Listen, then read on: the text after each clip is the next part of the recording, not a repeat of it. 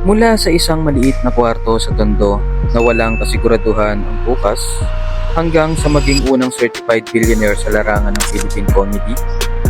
Paano nga ba naabot ng isang dating taga-benta ng basahan ang rurok ng tagumpay kung saan ang kanyang pangalan ay katumbas ng bilyon-bilyong piso? Bago natin silipin ang bilyon-bilyong ari-arian, mansion at mga luxury cars, huwag makalimutang mag-like at mag-subscribe sa ating channel. Ang kwento ng yaman ni Jose Marie Borja Visceral, o mas kilala nating lahat bilang Vice Ganda, ay hindi lang basta kwento ng swerte. Ito ay isang epikong patunay na ang matinding pagsisikap, talento at diskarte ay kayang magpabago ng tadhana. Kung titingnan natin si Vice Ganda ngayon na nababalot ng mga mamahaling hiyas, suot ang mga naglalakihang brand ng damit mula sa Europe at nakatira sa isang napakalaking mansyon, mahirap paniwalaan na nagmula siya sa isang buhay na salat sa karangyaan. Isinilang si Vice sa Tambunting Street sa Santa Cruz, Maynila at lumaki sa Tondo, isang lugar na kilala sa pagiging abala at magaspang na pamumuhay. Ang kanyang ama ay isang barangay captain na binaril at napatay noong bata pa siya. Isang trahedya na nag-iwan sa kanilang pamilya sa matinding hirap. Ang kanyang ina naman ay napilitang mag-ibang bansa bilang isang caregiver sa United States para lamang maitaguyod silang magkakapatid. Sa mga panahong iyon, naranasan ni Vice ang magbenta ng basahan sa lansangan, ang magtiis sa barya-baryang kita, at ang mangarap habang nakatitig sa mga nagtataasang gusali na tila napakalayong maabot. Walang kahit na sino ang nag-akala na ang batang naglalakad sa maruruming kalsada ng Tondo ang siyang magiging pinakamakapangyarihang mukha sa industriya ng telebisyon at pelikulang Pilipino. Ang kanyang paglalakbay patungo sa bilyon-bilyong yaman ay nagsimula sa maliliit na comedy bar sa Manila, partikular na sa punchline at laugh line. Dito niya hinasa ang kanyang talas ng isip, ang kanyang kakaibang estilo ng pambubusga na may kasamang pagmamahal at ang kakayahang magpatawa ng kahit na anong uri ng tao. Ang barya-baryang talent fee na madalas ay sapat lang pampamasahe, pangkain na naging pundasyon ng kanyang imperyo. Ngunit ang tunay na pagsabog ng kanyang karera at ang simula ng kanyang walang kumpay na pag-asenso ay nang maging hurado siya at kalaunan ay naging pangunahing host ng noontime show na It's Showtime noong taong 2009. Dito na nagbago ang lahat. Ang telebisyon ang naging daan para pasukin niya ang bawat tahanan ng mga Pilipino. Hindi lang sa Pilipinas kundi sa buong mundo. Kasabay nito ang pagpasok niya sa mundo ng pelikula, kung saan halos lahat ng kanyang nagawang proyekto sa Metro Manila Film Festival ay bumasag ng mga records sa takilya. Ang mga pelikulang tulad ng Unkabogable, Private Benjamin, Girl Boy, Bakla Tomboy at The Super Parental Guardians ay kumita ng daan-daang milyong piso bawat isa, na nagluklok sa kanya bilang phenomenal box office star. Mula sa mga pelikulang ito, hindi lang porsyento kundi milyon-milyong talent fee ang diretsong pumasok sa kanyang bank account. Ngunit hindi doon nagtatapos ang pinagkukunan ng kayamanan ng Unkabogable star. Ang malaking bahagi ng kanyang net worth ay nagmumula sa kanyang pagiging isa sa pinakamahal at pinakamalakas na celebrity endorser sa bansa.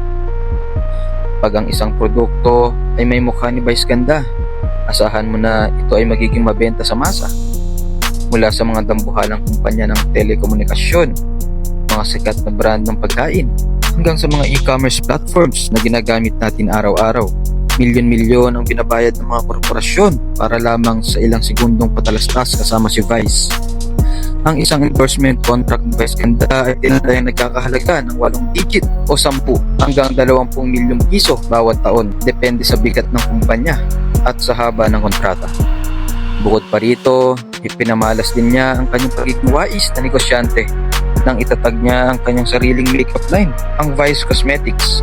Ang negosyong ito ay naging isang malaking tagumpay dahil sa abot kayang presyo nito na suwak sa masa, ngunit may kalidad na pang-internasyonal.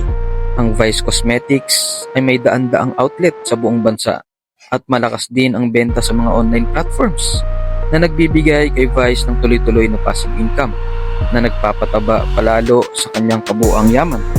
Kung pag-uusapan naman ang buwanan at taunang kinikita ni Vice Ganda, ang mga numero ay talagang makakalula ayon sa mga ulat ng industriya at pagsusuri sa kanyang iba't ibang income streams. Ang kanyang buwanang kita mula sa pag-host sa telebisyon, mga digital shows, mga social media platforms tulad ng YouTube, ay hindi bumababa sa 5 hanggang 10 milyong piso. Ang kanyang YouTube channel na may milyon-milyong subscribers ay nagbibigay sa kanya ng malaking kita mula sa AdSense at mga brand sponsorships.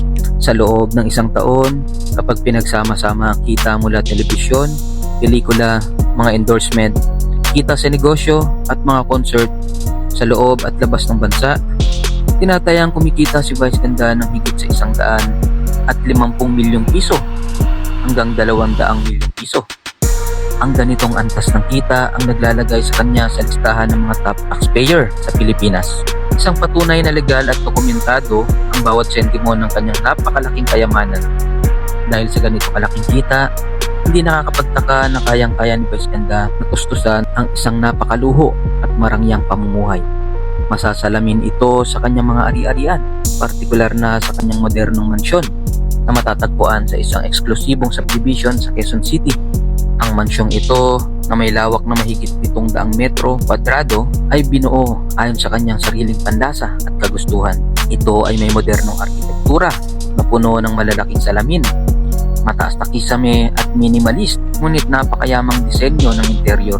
Ang bahay ay may sariling elevator para sa madaling pag-akses sa iba't ibang palapag. Isang napakalaking swimming pool kung saan madalas siyang magdaos ng mga pagtitipon kasama ang kanyang mga kaibigan at pamilya. At isang pasadyang walk-in closet na kasing laki na ng isang maliit na condo unit. Ang walk-in closet na ito ay naglalaman ng kanyang milyon-milyong pisong koleksyon ng mga designer bags mula sa Hermes, Chanel at Louis Vuitton. Pati na rin ang libu-libong pares ng sapatos at mga kasuotan na gawa ng mga sikat na fashion designer sa buong mundo. Ang halaga ng mansyong ito kasama ang lupang kinatitirikan nito at ang mga mamahaling kagamitan sa loob ay tinatayang nasa mahigit 200 milyong piso sa kasalukuyang merkado. Bukod dito, may mga ulat din na nagmamayari si Vice ng iba pang mga properties sa loob at labas ng Metro Manila bilang bahagi ng kanyang mga investment sa real estate. Hindi rin papahuli ang koleksyon ng mga sasakyan ni Vice Ganda. Talagang sumasalamin sa kanyang katayuan bilang isang unkabogable star. Para sa kanyang pang-araw-araw na taping at trabaho, madalas niyang gamitin ang kanyang napakalaking Cadillac Escalade, isang luxury SUV na paborito ng mga Hollywood celebrities dahil sa tibay, laki at karangyaan nito. Ang sasakyang ito ay binago pa sa loob para maging isang tila lumalakad na kwarto kung saan maaari siyang makapagpahinga ng husto sa gitna ng traffic sa Maynila. Bukod sa Escalade, kita na rin si Vice na nagmamay-ari ng isang marangyang Mercedes-Benz G-Wagon o G-Class, isang high-performance luxury off-roader na nagkakahalaga ng higit sa 12 milyong piso. Mayroon din siyang mga sports car at iba pang premium sedans tulad ng Chrysler 300C at mga top-of-the-line na van na ginagamit para sa kanyang buong team at entourage tuwing may mga out-of-town na outings o out-of-town shows. Ang kabuuang halaga ng kanyang garahe ay lalampas sa 5 milyong piso. Isang patunay na pagdating sa kaginhawaan, seguridad at pagbiyahe, walang tinitipid si Vice Ganda. Ngayon nakita na natin ang kanyang mga pinagkakakitaan, ang kanyang mansyon at ang kanyang mga mamahaling sasakyan.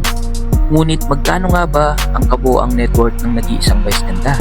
Bagamat ang mga celebrity network ay madalas na pinananatiling pribado para sa seguridad, ang mga eksperto sa pananalapi at mga ulat sa showbiz ay nagtataya na ang network ni Vice Ganda ay nasa pagitan ng 900 million pesos hanggang 1 bilyong piso.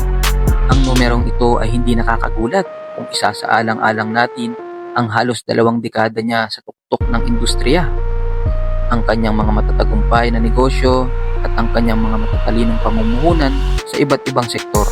Siya ay hindi lang basta isang komedyante.